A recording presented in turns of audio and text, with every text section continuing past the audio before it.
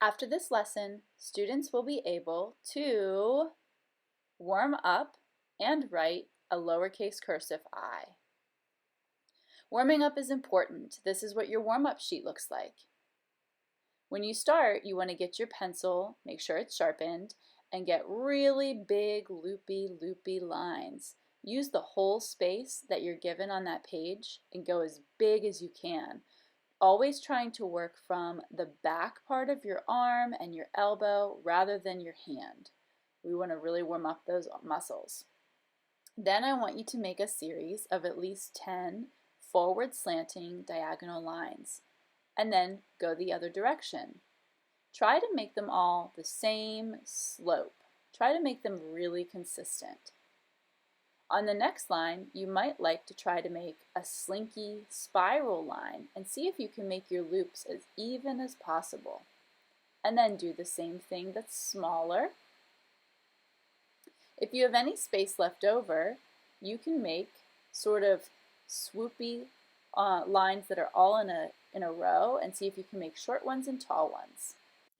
Okay, here in this example, you'll see that I have a color-coded system to help you independently navigate each letter's stroke order. So each time you'll put your finger on the green dot, you'll follow the blue path, then you'll follow the purple path. After that, you'll do the yellow action. Then if there is another step, you would go to orange and finally red.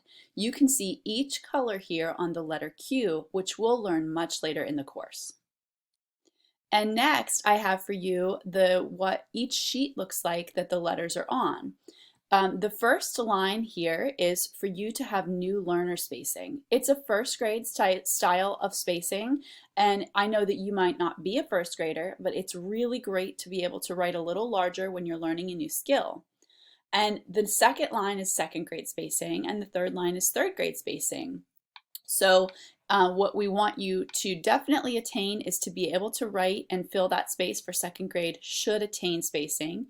And then we really want you to work toward being able to reach the third grade spacing. So that's why it's called aspire to spacing. Okay, now let's talk about our first letter.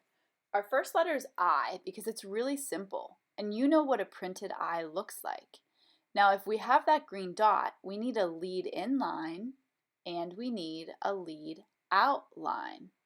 That's what cursive is. You're leading from one letter to the next. So throughout this process, we're going to learn what the letters look like and how to make them. A cursive I and a printed I side by side look like this. There's your printed I, and there is your cursive I. If you look at your cursive I worksheet in your book, you can follow on the green dot with your finger while I walk you through the process. You swipe up to the dotted line, back down to the baseline, and away. And then at the end of the word, you would dot your I.